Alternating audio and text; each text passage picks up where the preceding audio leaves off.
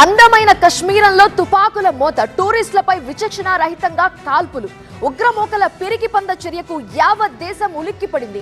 అమాయకుల ప్రాణాలే టార్గెట్ గా రెచ్చిపోయిన ముష్కరులు అత్యంత హేయంగా ఈ దుశ్చర్యకు దిగారు. కుటుంబాల ముందే మగవాన్ని మట్టుబెట్టారు. ఆర్తనాదాలు చేస్తున్నా, తమని వదిలేయమని బతిమాలినా, ఏమీ చేయొద్దని కాళ్లా వేళ్ల వేడుకున్నా ఆ కిరాతకులు వదల్లేదు. విచ్చలవిడిగా కాల్పులు జరిపి పదుల సంఖ్యలో టూరిస్టులని బలి తీసుకున్నారు. ప్రశాంతమైన పహల్గాం మృత్యు ఘోష పెట్టింది.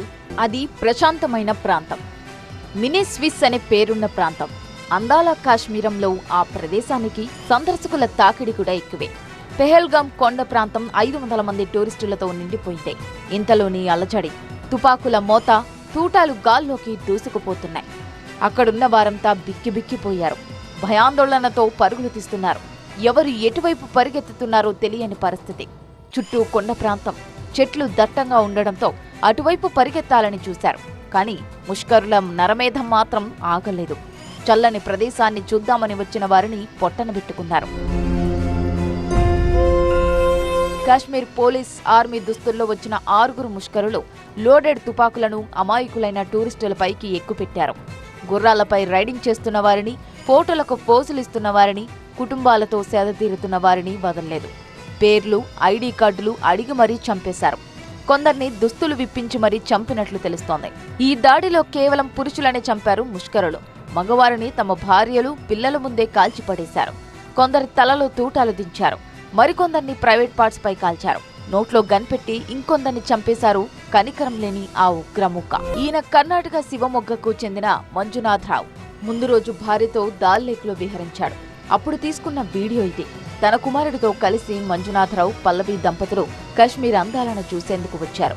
మినీ స్విస్ చూద్దామని పెహల్గాం వస్తే ఇక్కడ జరగరాని ఘోరం జరిగిపోయింది. తన కుమారుడు, భార్య ముందే ముష్కరులు మంజునాథరావుని తలలో కాల్చి చంపారు. ఆ ఘోర కలిని చూసిన ఆమె గుండెలవిసేలా రోధించింది. తన భర్తనే కాదు, తమను కూడా చంపేయండి అంటూ పల్లవి, ఆమె కుమారుడు ముష్కరులతో గొడవకు దిగారు. వెళ్లి మోడీకి చెప్పుకోండి అంటూ ఉగ్రవాదులు సమాధానం చెప్పి అక్కడి నుంచి వెళ్లిపోయారు. ఈయన లెఫ్టినెంట్ వినయ్ నర్వాల్, భారత నేవీ ఆఫీసర్. హర్యానాకు చెందిన నర్వాల్కు 6 రోజుల క్రితమే పెళ్లైంది. 19న రిసెప్షన్ జరిగింది.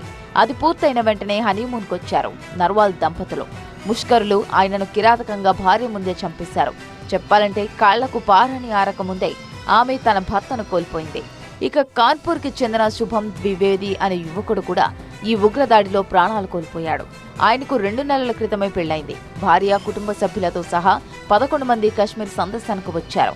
తన భార్యతో కలిసి సరదాగా గుర్రపు స్వారీ చేస్తున్న సమయంలో ఉగ్రవాదులు కాల్పులు జరిపారు. శుభం ద్వివేది పేరు అడిగి మరీ ప్రాణాలు తీశారు. ఇక హైదరాబాద్కు చెందిన ఐబీ అధికారి కూడా ప్రాణాలు వదిలారు. మనీష్ రంజన్ ఇంటెలిజెన్స్ బ్యూరోలో అధికారిగా పనిచేస్తున్నారు. కుటుంబంతో కలిసి కశ్మీర్ సందర్శించాలనుకున్నారు. వారం రోజులు లీవ్ తీసుకుని పెహల్గాం వెళ్లారు. అక్కడ భార్య, బిడ్డల ముందే ముష్కరులు చంపేశారు. ఉగ్రవాదులు అత్యాధునిక ఆయుధాలు వాడినట్లు తెలుస్తోంది. మోటార్ సైకిళ్లపై వచ్చి ఈ దాడికి దిగినట్లు అనుమానిస్తున్నారు.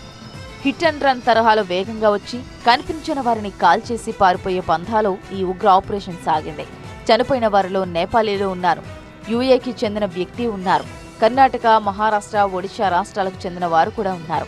ఘటన జరిగిన క్షణాల్లోనే ఆర్మీ, సిఆర్పీఎఫ్, జమ్మూ కాశ్మీర్ పోలీసులు అక్కడికి చేరుకున్నారు. క్షతగాతులను ఆసుపత్రికి తరలించారు. చుట్టుపక్కల ప్రాంతాలను జల్లెడ పడుతున్నారు. ఉగ్రవాదుల కోసం వేట కొనసాగుతోంది.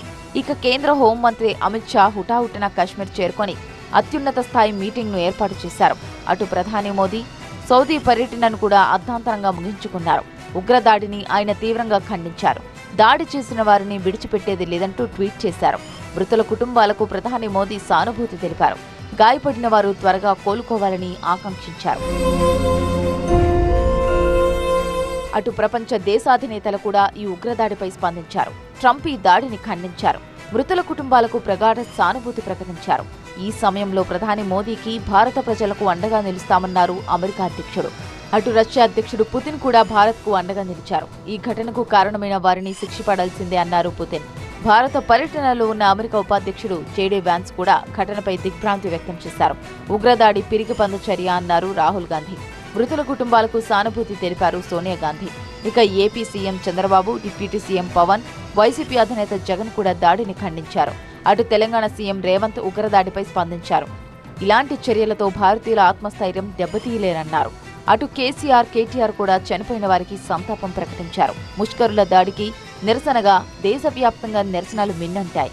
ఈ రోజు జమ్మూ కాశ్మీర్ బంద్కు పిలుపునిచ్చింది అధికారిక జేకేఎన్సీ పార్టీ. అటు పలు రాష్ట్రాల్లో క్యాండిల్ ర్యాలీలు నిర్వహించారు. ఉగ్రవాదులపై ప్రతీకారం తీర్చుకోవాలంటూ నినాదాలు చేశారు.